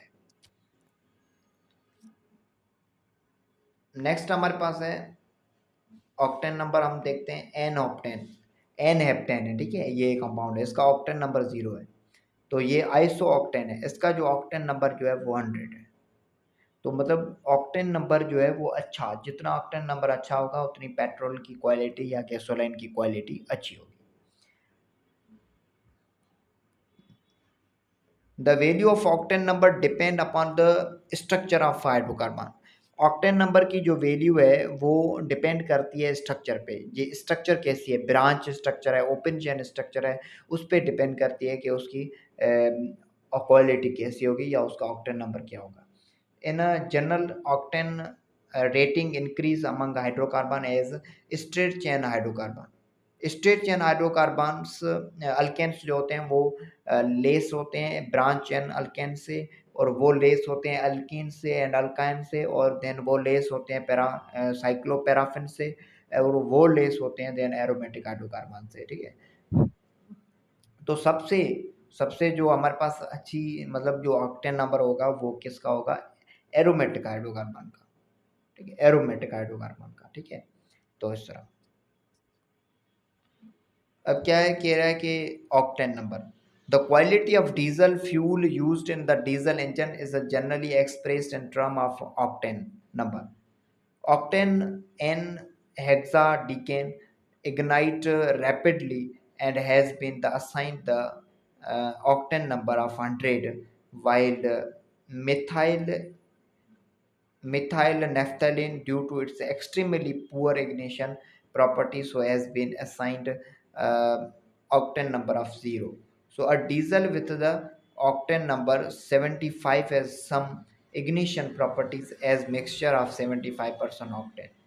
मतलब कह रहा है कि सिंपल इज दैट कि यार जो हमारे पास ऑक्टेन एन हेक्साडाइन है उसकी जो ऑक्टेन रैपिडली इग्निशन होती है तो उसका जो ऑक्टेन नंबर है वो 100 है। मतलब ऑक्टेन नंबर अच्छा है तो क्वालिटी अच्छी है, तो मतलब वो उसकी इग्निशन अच्छी होगी। अब दूसरा कंपाउंड है हमारे पास, कह रहा है कि मिथाइल नेफ्थलीन है, उसकी अच्छी से नहीं होती है, पुअर इग्निशन होती है। पुअर इग्निशन क्यों होती है, क्योंकि उसका ऑक्टेन नंबर अच्छा नहीं होता है। ठीक है, उसकी क्वालिटी कम है। नेक्स्ट हमारे पास ये कुछ कंपाउंड हैं, अल्फा मिथाइल नेफ्थलीन। ठीक है, ऑक्टेन नंबर इसका 0 है, CH3 CH214 CH3। ठीक है, ऑक्टेन नंबर हमारे पास इसका जो है वो बाकी ये जो हमारे पास कंपाउंड है हेक्साडिकेन। ठीक है, CH3 CH214 CH3 ये जो है इसका ऑक्टेन नंबर 100 होता है, ओपन चेन है। ठीक है, तो ये हमने पीछे डिस्कस किया। यहाँ पे स्ट्रेट चेन की जो है वो सब, सॉरी यहाँ पे मैंने आपको मिस्टेकनली बता दिया। स्ट्रेट चेन है उसकी जो है ऑक्टेन नंबर हाई होता है, अच्छी अच्छी क्वालिटी होती है। उसके बाद जो अच्छी क्वालिटी होती है वो ब्रांच चेन की होती है, उसके बाद अल्कीन और अल्काइन, उसके बाद साइक्लोपैराफिन की, उसके बाद एरोमेटिक कंपाउंड की बहुत ही कम होती है। ठीक है, तो यहाँ पे जैसे कह रहा है ना कि मतलब इनकी जो है वो 0 है, अल्फा मिथाइल नेफ्थलीन की 0 है। देन हमारे पास इंपॉर्टेंट MCQs हैं इसके। Quality of gasoline is expressed in octane number. Quality of gasoline जो है वो हम एक्सप्रेस करते हैं ऑक्टेन नंबर में एक्सप्रेस करते हैं। एन नेफ्थलीन जो है उसका ऑक्टेन नंबर 0 होता है, ये आपको याद होना चाहिए, मोस्ट इंपॉर्टेंट। ठीक है, मोस्ट इंपॉर्टेंट MCQs हैं। आइसो ऑक्टेन उसका जो नंबर होता है वो 100 ऑक्टेन नंबर होता है, ये मोस्ट इंपॉर्टेंट MCQs है। और tetra methyl lead is the best anti knocking agent, ये भी मतलब मोस्ट इंपॉर्टेंट MCQs है। ठीक है, और हमने दूसरा भी किया था 2,2,4 ट्राइमिथाइल पेंटेन। तो quality of the diesel fuel generally express in octane number, octane number में हम इसकी मतलब मालूम कर सकते हैं। हेक्साडिकेन का ऑक्टेन नंबर 100 होता है, ये आपको याद होना चाहिए। अल्फा मिथाइल नेफ्थलीन का जो है वो 0 होता है, ये भी आपको याद होना चाहिए। नेक्स्ट हमारे पास है नोमेनक्लेचर ऑफ ऑर्गेनिक कंपाउंड। तो the process of assigning proper names, proper हम उसके नेम्स देते हैं based of the on the basis of scientific rules for their systematic study for organic compound is called a nomenclature of organic compound, and generally they are named by two systems। Organic compound को हम nomenclature क्यों करते हैं, हम सबके एक एक के हम नेम याद क्यों नहीं करते, क्योंकि असल में जो ऑर्गेनिक कंपाउंड होते हैं वो बहुत सारे हैं। आपको पता है कि मतलब मिलियंस के में तादाद में ऑर्गेनिक कंपाउंड है, तो आप सबके नाम याद नहीं रख सकते। तो उन्होंने क्या किया कि रूल बनाया जिसके अकॉर्डिंग हम जो है वो उसकी स्ट्रक्चर देख के उसका नाम बता सकते हैं, नाम देख के हम उसकी स्ट्रक्चर ड्रा कर सकते हैं। तो हमारे पास basically they are two systems हैं हमारे पास, उसमें एक सिस्टम है कॉमन सिस्टम और दूसरा है IUPAC सिस्टम। IUPAC का जो फुल फॉर्म होता है वो होता है international union of pure and applied chemistry. Common system में हम क्या करते हैं, उसके कॉमन नेम करते हैं उनके ओरिजिन के हिसाब से, उसको किस साइंटिस्ट ने प्रोड्यूस किया या वो कहाँ से हमें मिला, किस सिटी से मिला, इस तरह। Simple is that. जैसे मैं आपको फॉर एग्जांपल एक सिंपल बता दूं, आप पाकिस्तान में आप देखें कि मीथेन गैस हुई, CH4 जिसका फार्मूला है। अब मीथेन मीथेन जो है वो क्या है, इसका IUPAC नेम है, लेकिन उसको हम सुई गैस भी बोलते हैं, उसको मार्श गैस भी बोलते हैं। ठीक है, उसको मतलब ये क्यों बोलते हैं, क्योंकि वो एक बलूचिस्तान का सिटी है सुई, वहाँ से वो निकली थी, तो उन्होंने क्या किया, उसको सुई रख दिया, वो एक कॉमन नेम बन गया। मार्श भी लैब बोलते हैं, मार्श गैस, लेकिन जो उसका IUPAC नेम है वो मीथेन है। आप कहीं भी अमेरिका वगैरह यूरोप जाके वहाँ बोलेंगे कि इट इज़ अ सुई गैस, तो वो बोलेंगे कि सुई मतलब व्हाट इज़ सुई, मतलब सुई हम नहीं बोलेंगे, क्योंकि हम क्या बोलेंगे, उसको मीथेन बोलेंगे, क्योंकि जो इंटरनेशनल पूरी दुनिया में सिस्टम चलता है वो चलता है, वो हमारी कॉमन लैंग्वेज नहीं समझेंगे। तो हर जहाँ भी कोई ऐसी चीज़ ऑर्गेनिक कंपाउंड प्रोड्यूस होता है तो IUPAC नेम उसका ज़रूर देते हैं, ताकि सबको पता चले। तो वो रूल्स है, वो IUPAC एक सिस्टम है, international union of pure and applied chemistry एक सिस्टम है। तो उसमें हम क्या करते हैं, organic compound is named by the combining different terms. तो हमारे पास क्या है, ये डिफरेंट टर्म्स हैं, हम नाम कैसे देते हैं, पहले पहले हम क्या लिखते हैं उसका, जो हमारे पास होता है प्रीफिक्स। सबसे पहले हम प्रीफिक्स लिखते हैं, फिर वर्ड रूट लिखते हैं, फिर प्राइमरी सफिक्स लिखते हैं, फिर secondary suffix.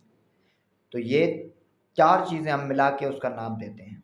More ever a scheme for giving systemic name to the organic compounds on the basis of a structure which is known as IUPAC system of nomenclature। हम आगे देखते हैं किस तरह हम इसको अप्लाई कर सकते हैं।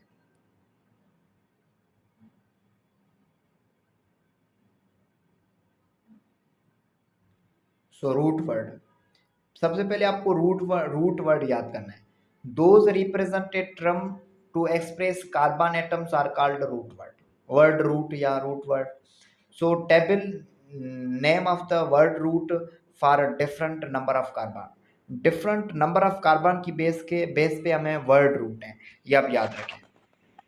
अगर हमारे पास एक कार्बन है तो उसको हम मीथ बोलेंगे, अगर दो कार्बन है तो उसको ईथ बोलेंगे, अगर तीन है तो उसको प्रोप बोलेंगे, अगर चार है तो उसको ब्यूट बोलेंगे, पांच है तो पेंट, छह कार्बन है किसी कंपाउंड में तो हम उसको हेक्स बोलेंगे, सात हैं तो उसको हेप्ट बोलेंगे, oct, eight carbon, nine carbon को नॉन, 10 कार्बन को डीक, 11 कार्बन को अनडीक, ठीक है, और 12 कार्बन को डाइडीक, या उसको हम डूडिक भी बोलते हैं, डूडिक।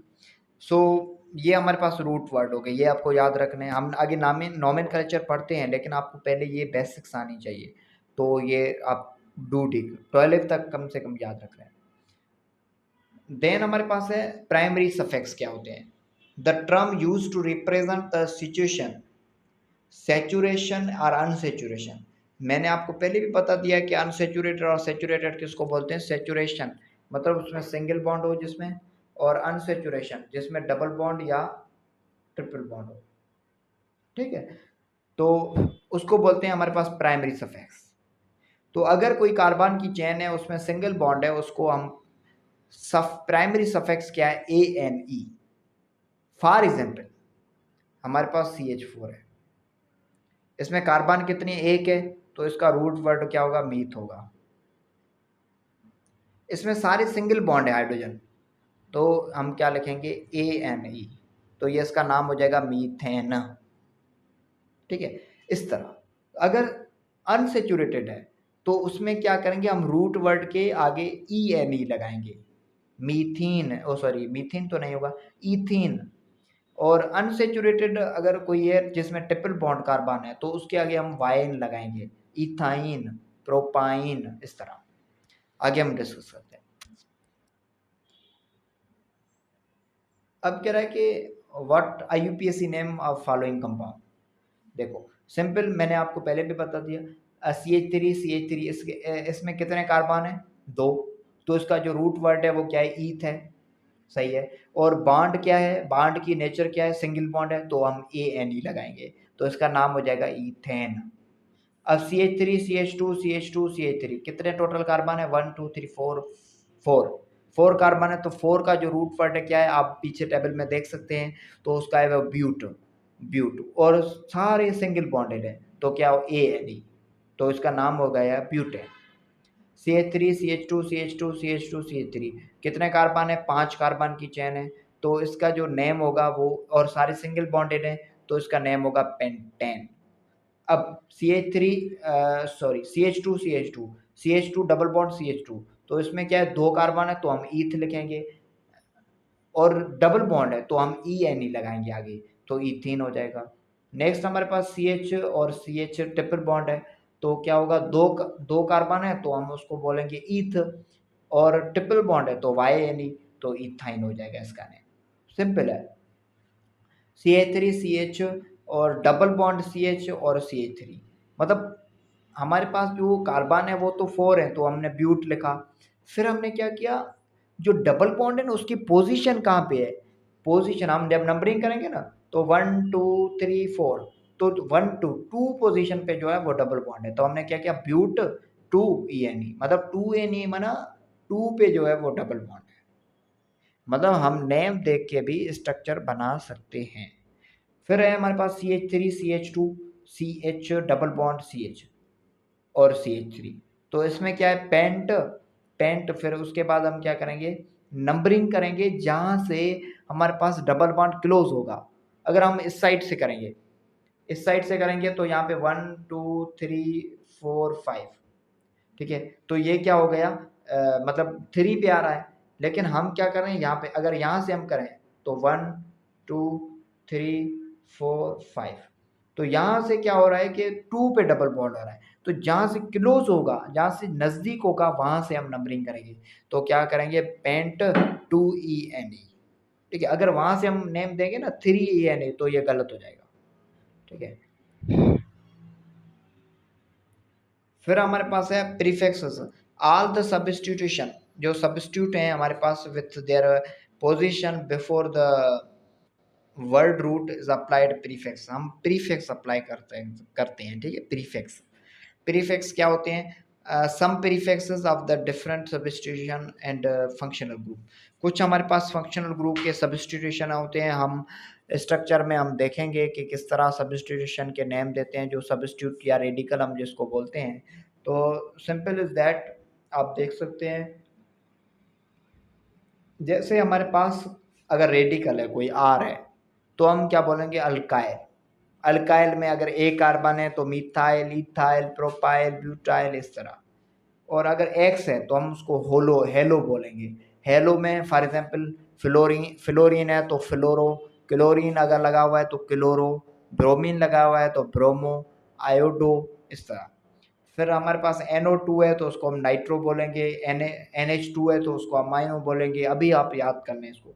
OH है तो आप हाइड्रोक्सी बोलेंगे, CN है तो हम उसको सियानो बोलेंगे, OR है तो उसको हम अल्कोक्सी बोलेंगे, अगर N डबल बॉन्ड N है तो उसको डाइजो बोलेंगे, और CO है तो उसको हम ऑक्सो बोलेंगे। आगे हम इसको अप्लाई कर सकते हैं, ठीक है, अप्लाई करते हैं यहाँ पे। और जो सेकेंडरी सफिक्स क्या है, हमने प्राइमरी सफिक्स तो पढ़े ANE, ठीक है, ENE YNE। अब सेकेंडरी सफिक्स, द ट्रम, जो ट्रम होता है which follows primary suffix is called secondary suffix, जो प्राइमरी सफिक्स को फॉलो करता है उसको हम सेकेंडरी सफिक्स बोलते हैं। Simple is that, the name and the symbol of the some secondary suffix. अगर किसी कंपाउंड में OH प्रेजेंट है, जैसे हमने पढ़ा सिंगल बॉन्ड है, डबल बॉन्ड है, ट्रिपल बॉन्ड है, तो वहाँ पे हम क्या लिखते हैं, ANE ENE YNE। तो अगर यहाँ पे किसी कंपाउंड में OH प्रेजेंट है तो उसके हम लास्ट में OL लगाएंगे, क्या लगाएंगे, OL, OL। अगर CHO प्रेजेंट है तो उसके हम क्या लगाएंगे, AL लगाएंगे। अगर CO प्रेजेंट है तो हम ONE लगाएंगे। अगर COOH प्रेजेंट है तो हम OIC एसिड लगाएंगे। अगर COO प्रेजेंट है तो हम OAT लगाएंगे, ठीक है। अगर हमारे पास अमाइड प्रेजेंट है CONH2 तो हम उसको अमाइड लगाएंगे लास्ट में। CN प्रेजेंट है तो नाइट्राइड लगाएंगे, ठीक है। और COX है तो हम इसको अल्काइल हैलाइड या ओआइड हैलाइड। और C ट्रिपल OC, ठीक है, मतलब 3 कार्बन, तो उसको हम ओआइक एनाइड्राइड बोलते हैं। सिंपल है, हम आगे अप्लाई कर सकते हैं, नाम नेमिंग पे अप्लाई करते हैं, आप देख सकते हैं। IUPAC name of the some organic compound by using prefix, word root, primary suffix and secondary suffix. मतलब अब सारे यूज हो रहे हैं, सारी चीज़ें जो हमने फार्मूला पढ़ा था पहले, कि पहले हम क्या लगाते हैं, प्रीफिक्स, फिर वर्ड रूट, फिर primary suffix, then secondary suffix.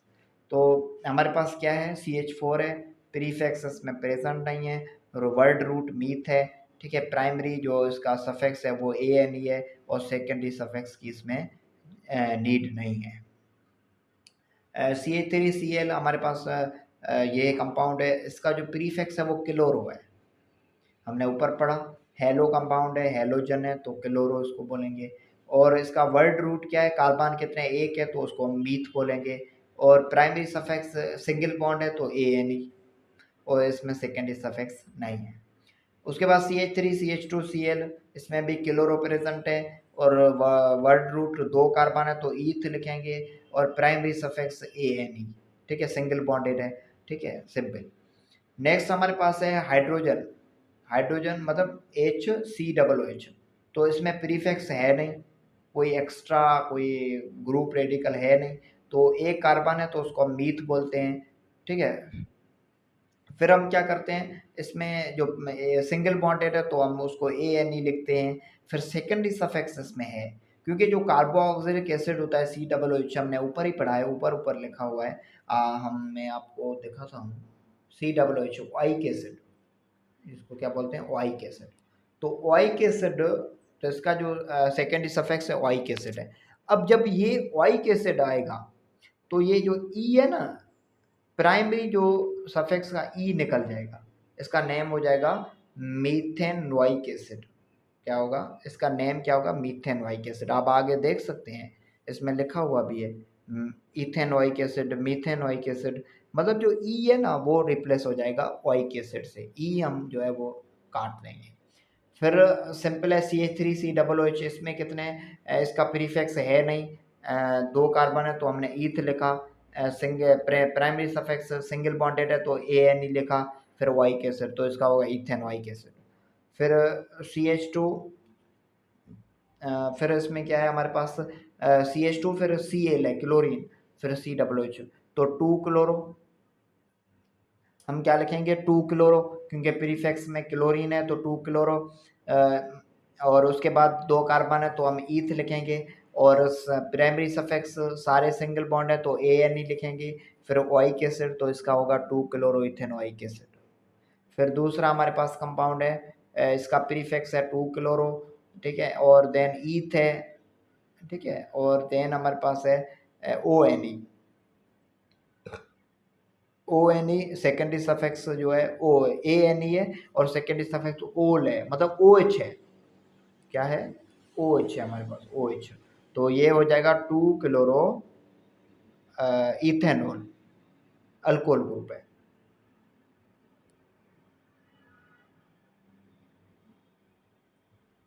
General rule for the IUPAC nomenclature of hydrocarbon. अब कुछ रूल हैं जो आपको याद करने हैं, और उसको आप याद करके, आप देख के, उसको समझ के आप नेमिंग कर सकते हैं ऑर्गेनिक कंपाउंड की। Rule number 1, selection of largest carbon chain.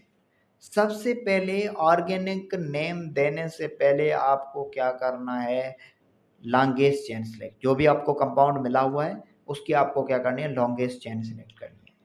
लेकिन वो स्ट्रेट होनी चाहिए, स्ट्रेट होनी चाहिए, या मतलब वो एक एंड से दूसरे एंड तक परफेक्ट होनी चाहिए, ठीक है। अब मतलब उसमें ज़्यादा से ज़्यादा नंबर ऑफ कार्बन आने चाहिए। The continuous carbon chain which bears maximum carbon atoms is selected as parent compound, उसको हम पेरेंट कंपाउंड या रूट नेम देंगे। देखो, ये जो हमारे पास चेन है ये लॉन्गेस्ट चेन है, सही। हम तो इस तरह भी बना सकते थे ना, इस तरह ये भी चेन बना सकते थे, लेकिन ये इसमें कितने 1 2 3 4 5, इसमें 5 है, लेकिन इसमें कितने, 1 2 3 4 5 6, इसमें क्या है, 6 है। क्या थे, 6। तो जो ज़्यादा जिसमें होंगे वो हम सिलेक्ट करेंगे। तो हमने ये क्या किया, इसको हमने सिलेक्ट कर लिया। अब इसकी नेमिंग का मतलब नंबरिंग कहाँ से करें, ठीक है। द लार्जेस्ट चेन हमने तो सिलेक्ट कर ली। अब यहाँ पे कंफ्यूजन ये है कि भाई अब नंबर यहाँ से 1 दें, 1 2 3 4 5 6, या हम यहाँ से दें 1 2 3 4 5 6। तो ये है। तो अब देखते हैं numbering. अब numbering of carbon atoms. So all the carbon atoms present in the longest selected chain are numbered so that the substitution pairing carbon atoms gets the lowest possible number from their end. मतलब जहाँ से radical को, या जहाँ पे जो substitute लगा हुआ है ना, इसको हम सब्स्टिट्यूट बोलते हैं या ग्रुप बोलते हैं, सब्स्टिट्यूशन ग्रुप या रेडिकल बोलते हैं, उसको कम नंबर मिलना चाहिए, कम नंबर मिलना चाहिए, कम नंबर। यहाँ से हम नंबरिंग की 1 2 3, और अगर यहाँ से हम करते ना 1 2 3 तो 4 नंबर मिलता है इसको। तो 4 नंबर मतलब ज़्यादा नंबर नहीं, जहाँ से कम नंबर मिले, जहाँ से पॉसिबल लोएस्ट नंबर मिले, वहाँ से हम नंबरिंग स्टार्ट करेंगे, ठीक है। तो अब पहला रूल क्या था, select the longest chain, longest chain select कर ली। फिर दूसरा जो रूल है वो नंबरिंग करना, मतलब स्टेप वाइज आपको करना है, फिर है नंबरिंग करना, फिर आपने नंबरिंग भी कर ली। अब दूसरा हम चलते हैं, नंबरिंग आपने कर ली, तीसरे रूल पे आपको क्या करना, identification of substitution alkyl group. आपको देखना है कि अल्काइल ग्रुप या जो सब्स्टिट्यूशन है वो कौन सा है। Substitute of alkyl group is named and indicated with position। उसकी आपको पोजीशन शो करनी है कि वो कौन सी कार्बन पे है। of the attachment in a carbon chain in the above compound or a methyl group is substituent attached to the carbon 3, carbon 3 number पे वो प्रेजेंट है, so the substitution will be named as. अब उसमें substitution में एक carbon है तो उसको हमने मीथ बोला, नंबर 3 पे है तो पहले हम 3 लिखेंगे, फिर ये थोड़ी ऐसे हाइफन देंगे, मतलब इस तरह हम उसको इस तरह लिखेंगे। फिर मिथाइल एक कार्बन वाला है तो मीथ, और वाइल है तो उसको हमने वाइल तो देंगे क्योंकि वो रेडिकल है, तो मिथाइल। तीसरे रूल में आपने क्या किया, उसको आइडेंटिफाई कर लिया कि वो किस पोजीशन पे है और कौन सा है। चौथा rule, name of the compound. अब उसको हम क्या देंगे, नेम देंगे। सबसे पहले मैंने आपको बताया था प्रीफिक्स आएगा, उसके बाद क्या आएगा, उसके बाद रूट वर्ड आएगा, रूट नेम आएगा। The parent compound is then named by the prefixing with substitute. सबसे पहले आपको सब्स्टिट्यूट का नेम लिखना है, रेडिकल का नेम लिखना है, सही है, जो रेडिकल है उसका नेम लिखना है। तो रेडिकल क्या है, रेडिकल का नेम है 3 मिथाइल, 3 पोजीशन पे है, और मिथाइल, मिथाइल नेम है इसका। और इसमें टोटल कार्बन कितने हैं, 1 2 3 4 5 6 कार्बन है। तो 6 का जो रूट वर्ड होता है वो होता है हेक्स, हेक्स HEX हेक्स। फिर इसमें सारे सिंगल बॉन्डेड है तो ANE, तो इसका नेम हो जाएगा 3 मिथाइल हेक्सेन, सिंपल। अब रूल नंबर 5 पे आ जाए। रूल नंबर 5 कह रहा है identify the multiple substitute alkyl group. अब ये तो एक था अल्काइल ग्रुप, अगर 3 4 2 5 6 अल्काइल ग्रुप प्रेजेंट होते तो फिर हम क्या करते, तो पढ़ लेते हैं। When a particular alkyl constituent is present for more than 1 times in the same carbon chain, the position number are collectively written followed by the words di, tri, tetra, etc. before the name of the substitution group, when then prefix of the word root, but, ठीक है। if the a chain contain the 2 or more different substitution, they are named separately with their position and numbers in the alphabetical। Simple कह रहा है कि अगर कोई compound है उस पे सेम सेम एक जैसे रेडिकल अगर एक बार 3 बार वो आ रहे हैं, जैसे मिथाइल है, एक बार आया तो हमने सिर्फ मिथाइल लिख दिया। अगर 2 दफ़ा मिथाइल होता तो उसकी हम पोजीशन शो करते हैं वो कहाँ है, और हम बताते कि अगर 2 हैं तो उसको हम डाई लिखेंगे, डाई मिथाइल, अगर 3 है तो ट्राई मिथाइल। हाँ, दूसरी बात कह रहा है कि अगर डिफरेंट हैं लेकिन एक मिथाइल है, एक इथाइल है, एक प्रोपाइल है, एक क्लोरो है, तो हम उसकी जो नेमिंग करेंगे अल्फ़ाबेटिकली करेंगे। पहले अल्फ़ाबेटिकली सी आ रहा है तो हम पहले क्लोरो लिखेंगे, फिर ई आ रहा है तो इथाइल लिखेंगे, फिर बाद में एम आ रहा है तो फिर मिथाइल लिखेंगे। इस तरह देख लेते हैं। यहाँ पे आप देखें इसका जो नाम दिया है, इन्होंने नंबरिंग की है 1 2 3 4, क्योंकि मतलब जहाँ से भी आप करें सेम बात है। ठीक है, यहाँ 1 2 3 करें तो भी सेम बात है, दोनों साइड सेम बात है। नंबरिंग कर ली, 2 रेडिकल लगे हुए हैं, एक 2 पे एक तीसरा जो है वो 3 पे है, दूसरा 3 पे है। तो हमने क्या किया, पहले पोजीशन शो की 1 2, और सेम रेडिकल है तो हमने क्या लिखा, डाई, क्योंकि सेम है, 2 हैं सेम है, डाई और कौन से हैं, मिथाइल, तो 2 3 डाई मिथाइल ब्यूटेन। अब यहाँ पे देख लें, यहाँ पे हमारे पास है 1 2 3 4, जो दो मतलब 2 पोजीशन है हमारे पास, दूसरी पोजीशन है उस पे हमारे पास क्या है, रेडिकल लगे हुए हैं, मिथाइल रेडिकल लगा हुआ है। ठीक है, यहाँ पे इन्होंने मिस्टेकनली, सॉरी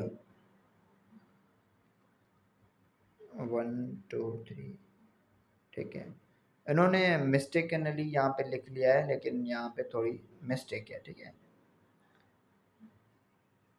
यहाँ पे एक आएगा, पहली बात तो एक CH3 आएगा, और यहाँ पे जो है हमारे पास ये 3 नहीं आएगा, ट्राई नहीं आएगा, डाई आएगा। ठीक है, यहाँ पे मिस्टेक है थोड़ी। ठीक है, इसको छोड़ दें। तो कार्बन की वैलेंसी 4 होती है, आपको पता है, ये 5 6 नहीं हो सकती। तो अब ये देख लेते हैं। हाँ, ये सही है, CH3 CH2 CH3, ये हमारे पास क्या है, 1 2 3 4 5। हमने पहले क्या करना है, नंबरिंग करनी है। ठीक है, नंबरिंग, तो मतलब हमें लॉन्गेस्ट चेन सेलेक्ट कर लिए, तो लॉन्गेस्ट चेन ये सिलेक्ट कर ली, 1 2 3 4 5, 5 कार्बन है। अब जहाँ से भी करें ना, मतलब यही मिलेगी। अगर यहाँ से करें 1 2 3 4 5, तो ये भी 5 है। ठीक है, 1 2 3 4 5, तो ये भी 5 है, तो हमने ये सीधी वाली जो है वो हमने चूज कर ली है। अब सिंपल है कि हम, ये हमारे पास जो है वो मिथाइल रेडिकल है, और ये हमारे पास इथाइल है, क्योंकि CH2 CH3 2 कार्बन है, उसको हम ईथ बोलते हैं, रेडिकल है तो इथाइल हो जाएगा। अब इसका जो नेम है, इथाइल जो है वो बड़ा रेडिकल है और मिथाइल छोटा है। अब छोटे बड़े पे नहीं जाएंगे हम, क्या अल्फाबेटिकल जाएंगे। ई पहले आता है इथाइल, ई क्या आता है, पहले आता है, एम बाद में आता है मिथाइल। तो हम क्या लिखेंगे, इथाइल 3 पे है तो पहले हम इथाइल लिखेंगे, 3 इथाइल। मिथाइल 2 पे है तो हम 2 मिथाइल लिखा। मिथाइल को बाद में क्यों लिखा, भले हम उसकी पोजीशन पहले आ रही है लेकिन उसको बाद में लिखेंगे, क्योंकि एम जो है वो बाद में आ रहा है। फिर हमने क्या किया, पेंटेन, पेंट 5 को जो है वो पेंट बोलते हैं, और सारे जो है वो सिंगल बॉन्डेड हैं तो उसको ANE हमने लिखा। ठीक है, नेक्स्ट, ये हमारे पास सेम पेज रिपीट हो रहा है। अब देख सकते हैं हम रूल नंबर 6। रूल नंबर 6 में कह रहा है कि sorry, the name of the complex substitution of alkyl group. अगर अल्काइल ग्रुप पे कॉम्प्लेक्स सब्स्टिट्यूशन हो तो हम उसकी कैसे मतलब नोमेनक्लेचर करें। An alkyl group having the substitution with itself is named as the bracket by the putting position number और outside। जैसे फॉर एग्जाम्पल सिंपल, हमारे पास क्या है, ये एक कंपाउंड है, इसकी हमने लॉन्गेस्ट चेन भी सिलेक्ट कर ली, 1 2 3 4 5 6 की कार्बन की। एक मिथाइल रेडिकल है और ये एक पूरा रेडिकल है, ये एक कॉम्प्लेक्स रेडिकल है, कॉम्प्लेक्स रेडिकल है। तो हम क्या करेंगे, पहले तो हम इनकी तो नंबरिंग हमने कर ली, लेकिन हम इनमें से और नंबरिंग करेंगे, 1 2 ठीक है। तो क्या होगा, इन ये रेडिकल है और इसका हमने फिर फर्दर इसकी हमने नंबरिंग की 1 2। तो क्या लिखेंगे हम, पहले ये पूरा रेडिकल किस पे है, 3 पे है, फिर हम क्या करेंगे, ब्रैकेट देंगे। ब्रैकेट में हम क्या लिखेंगे, 1 पे मिथाइल है, ये 1 है ना, 1 पे क्या है, मिथाइल है। तो हमने लिखा 1 मिथाइल और ये पूरा क्या है, इथाइल है। तो 1 मिथाइल और इथाइल। फिर हमने क्या किया, और 4 पे दूसरा ये रेडिकल है तो 4 मिथाइल, और हेक्सेन 6 कार्बन है, कितनी है, 6। तो हमने क्या, हेक्स, और सारे सिंगली बॉन्डेड है तो हमने क्या, ANE लिखा। तो ये हो जाएगा हेक्सेन। रूल नंबर है 7, identification of multiple bonds. Multiple bonds हो, ठीक है, डबल बॉन्ड भी, ट्रिपल बॉन्ड भी हो, तो हम क्या उसको कैसे नंबरिंग करेंगे। So carbon contain that bears a double bond B or triple bond is selected as longest chain. Double bond is given by the priority over triple bond. हम डबल बॉन्ड की प्रायोरिटी जो है ना वो ज़्यादा देंगे, पहले हम डबल बॉन्ड को प्रेफर करेंगे देन ट्रिपल बॉन्ड को। अगर डबल बॉन्ड उसमें प्रेजेंट नहीं है तो जाहिर सी बात है हम ट्रिपल बॉन्ड को ही प्रेफर करेंगे। So is given priority over the substitution and alkyl group. So पहले डबल बॉन्ड को प्रायोरिटी देंगे, देन हम ट्रिपल बॉन्ड को, देन अल्काइल ग्रुप। अब सिंपल है, यहाँ पे हमारे पास ये हमारे पास प्रोपीन है। क्यों प्रोपीन है, क्योंकि हम नंबरिंग वहाँ से स्टार्ट करेंगे जहाँ से डबल बॉन्ड क्लोज होगा। तो हमने यहाँ से किया, यहाँ से हम नहीं करेंगे क्योंकि यहाँ से डबल बॉन्ड जो है वो दूसरी पोजीशन पे आ रहा है जहाँ पे फर्स्ट पोजीशन पे आ रहा है। तो हम प्रोप लिखेंगे, प्रोप का मतलब, प्रोप मतलब 3 कार्बन, और ENE क्योंकि डबल बॉन्ड है तो ENE। सिंगल बॉन्ड होता तो हम क्या लिखते, ANE लिखते, अगर डबल बॉन्ड है तो इसके लिए हम ENE, प्रोपीन। देन हमारे पास दूसरा कंपाउंड है, यहाँ पे क्या हम नंबरिंग करेंगे। हम नंबरिंग देखो, हमने कहा रेडिकल जहाँ से क्लोज होगा वहाँ से नंबरिंग करेंगे, लेकिन अगर उसमें डबल बॉन्ड प्रेजेंट है तो फिर हम डबल बॉन्ड को प्रायोरिटी देंगे, क्योंकि डबल बॉन्ड यहाँ से हम करेंगे तो तीसरी पोजीशन पे आएगा, और यहाँ से करेंगे तो हमारे पास 2 पोजीशन पे आ रहा है। तो हम क्या करेंगे, यहाँ से नंबरिंग करेंगे। तो 1 2 ये, तो फिर क्या होगा, हम नेम देंगे। पहले आपको पता है कि हम मिथा रेडिकल का नेम लिखते हैं, तो 4 पे मिथाइल है, 4 पे मिथाइल लिखा, पेंट लिखा, PNT, क्योंकि 5 कार्बन है तो पेंट लिखा। फिर डबल बॉन्ड की पोजीशन शो की, डबल बॉन्ड की पोजीशन जो है वो 2 है तो हमने 2 लिखा, फिर ENE सही है। फिर इसमें देखें आप, सिंपल पेंटा 1 4 डाइइन, मतलब डाई, डाई का मतलब है 2, ENE मतलब डबल बॉन्ड, 2 डबल बॉन्ड है, एक 4 पे एक 1 पे। तो हमने लिखा पेंटा 1 4 डाइइन। दूसरा नीचे हमारे पास है ब्यूटा 1 3 डाइन। अब डाइन, डाइन मतलब YNE, तो ट्रिपल बॉन्ड है, ठीक है। एक हमारे पास 1 2 3 4, तो मतलब 4 कार्बन है। तो 4 कार्बन एक जो है वो 1 पे है ट्रिपल बॉन्ड, दूसरा 3 पे है, तो buta 1 3 diene. Then hex 1 ENE 5 YNE, मतलब 1 पे EN है, 1 पे डबल बॉन्ड है। अब नंबरिंग हम कहाँ से स्टार्ट करेंगे, यहाँ से नहीं करेंगे, क्योंकि डबल बॉन्ड की प्रायोरिटी जो है वो ट्रिपल बॉन्ड से ज़्यादा होती है, तो नंबरिंग यहाँ से हम करेंगे, ठीक है। 1 2 3 4 5 6, तो हेक्स लिखा 6, हेक्स 1 ENE मतलब 1 पे डबल बॉन्ड है ENE, और 5 YNE, तो 5 पे जो है वो Y ट्रिपल बॉन्ड है तो YNE। और इनको हम ऐसे इस लाइन से सेपरेट करेंगे, इस लाइन, उसको हाइफन भी बोल सकते हैं, डैश लाइन भी बोल सकते हैं। फिर हमारे पास rule number 8, nomenclature of acyclic compound, ठीक है। जो हमारे पास एलिसाइकिल कंपाउंड होते हैं, ठीक है। तो aliphatic cycle compound are named cyclo alkane, उसको हम साइक्लो लिखते हैं, साइक्लो, उसके आगे साइक्लो का वर्ड लगाना ही लगाना है ताकि हमें पता चले।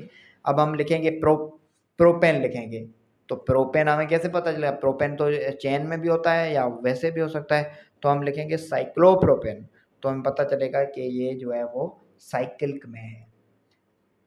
तो सिंपल है, ये आप ऊपर पढ़ सकते हैं। सिंपल हम नेमिंग करते हैं, नेमिंग करते हैं। इसमें 3 कार्बन है, 3 कार्बन है तो हमने क्या लिखा, 3 कार्बन है, और एक रेडिकल है तो हमने क्या लिखा, और पोजी 1 2 3, तो ये इसका यहाँ पे 3, ठीक है। तो ये हमारे पास नेम हो जाएगा मिथाइल, 1 पे मिथाइल है, 1 मिथाइल साइक्लोप्रोपेन।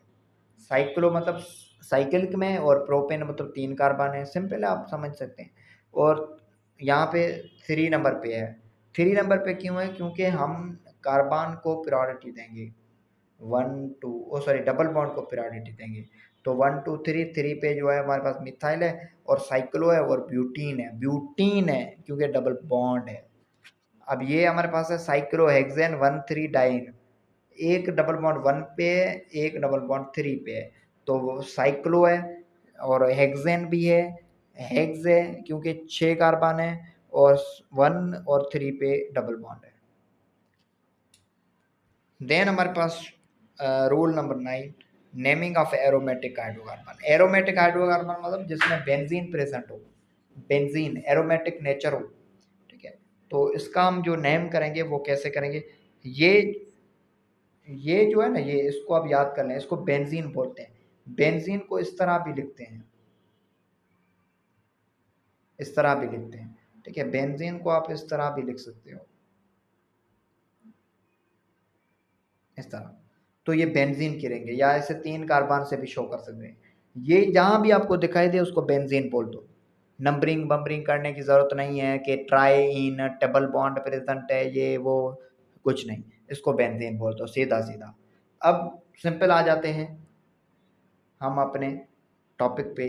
तो ये है कि 1 2, ठीक है। तो एक को हमने 1 दिया, एक को 2 दिया, 3 4 5 6, पर उसको हमें छोड़ देना है। एक 1 और 2 डाईमिथाइल है, 1 पे और 2 पे डाईमिथाइल है। हम नंबरिंग सिर्फ इसके लिए रेडिकल का नेम देने के लिए, पोजीशन देने के लिए करते हैं, बाकी हमें नीड नहीं।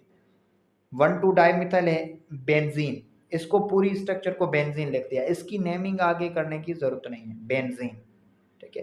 तो सिंपल है। या इसका कॉमन नेम जो है वो आर्थोजाइलिन भी बोलते हैं, इसको आर्थोजाइलिन। नेक्स्ट हमारे पास है, ये पूरा रेडिकल है क्योंकि ये इसमें 2 कार्बन है तो उसको हम इथाइल बोलेंगे, तो इथाइल बेंजीन। बस इसको हमने क्या लिख दिया? Benzene, simple.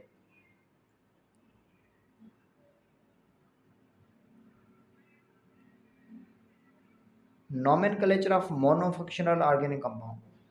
Organic compound monofunctional हो, मतलब फंक्शनल ग्रुप हो उसमें प्रेजेंट, तो उसको हम नेमिंग कैसे करेंगे? Selection of longest chain select करेंगे, फिर उसका ग्रुप सिलेक्ट करेंगे, फिर पेरेंट कॉम्प्लेक्स नेम देंगे, सिंपल है। पहले हम क्या करेंगे? लॉन्गेस्ट चेन सेलेक्ट की, 1 2 3 4, ये हमारे पास लॉन्गेस्ट चेन आ गई। अब नेम कैसे हम देंगे? क्योंकि इसमें जो है वो ये अल्कोहल प्रेजेंट है, OH प्रेजेंट है, तो इसका जो नेम होगा वो होगा 3 मिथाइल 2 ब्यूटेनॉल। 3 पे मिथाइल है, ये आपको समझ में आ रहा, 3 मिथाइल, और 4 कार्बन है, 1 2 3 4, तो ब्यूट लिखेंगे। 2 पे क्या है? ब्यूटेन लिखेंगे, ठीक है, ई नहीं देंगे, 2 OL, या इसको हम 2 ब्यूटेनॉल भी लिखते हैं, ब्यूटेनॉल, क्योंकि 2 पे जो है ना वो OH है, 2 पे OH है, तो इसके लिए हम क्या लिखेंगे? 2 ब्यूटेनॉल। नेक्स्ट हमारे पास है नोमेनक्लेचर ऑफ कार्बन एटम्स, ठीक है। तो सिंपल इज दैट, सेम है। नंबरिंग हमने की, रूल है, मतलब ये मैंने आपको यहाँ पे बता दिया, लेकिन इसके रूल्स हैं। पहले हमने कार्बन की नंबरिंग की, फिर हमने क्या किया? नेम ऑफ सी कंपाउंड दिया हमने, 3 मिथाइल, मैंने आपको बता 3 मिथाइल ब्यूटेन। ई हम मिटा देंगे, यहाँ पे ई नहीं आएगा, ई नहीं आएगा, ब्यूटेन 2 ओल, 2 OL, या इसको हम सीधा सीधा लिख सकते हैं 2 ब्यूटेनॉल, सिंपल। तो मल्टीपल फंक्शनल ग्रुप अगर प्रेजेंट होंगे तो फिर हम उसमें पीरियोडिक ऑर्डर देखेंगे, फिर हम देखेंगे कि कौन सा ज़्यादा है। मल्टीपल अगर सेम होंगे तो फिर हम उसमें क्या करेंगे? डाई ट्राई टेट्रा ऐसे लिखेंगे जिस तरह हम पहले नेम दिए। अगर फॉर एग्जाम्पल 2 OH होते हैं तो हम उसको बोलते हैं डायोल, और 3 OH होते हैं तो ट्रायोल, इस तरह। अब से देख सकते हैं, यहाँ पे आप देख सकते हैं, यहाँ पे इथेन, ई नहीं आएगा, ठीक है। इथेन 1 2 डायोल, क्योंकि ये 2 हैं OH, तो डायोल, ठीक है। प्रोपेन 1,2-डायोल, 1,2-डायोल, ठीक है। तो इस तरह 3-क्लोरो-4-मिथाइल पेंटेनॉल, ठीक है, 3-क्लोरो-4-मिथाइल पेंटेनॉल। ये आप नेमिंग देख सकते हैं और प्रैक्टिस कर सकते हैं, मैंने आपको बता दिया है पूरा, ठीक है, कैसे इसकी हमने नेमिंग करनी है। Nomenclature of polyfunctional group, polyfunctional group की जब नोमेनक्लेचर आ जाए तो आपको क्या करना है, प्रायोरिटी देखनी है कि पेरेंट पेरेंट नेम में किसका नेम आएगा, पेरेंट में।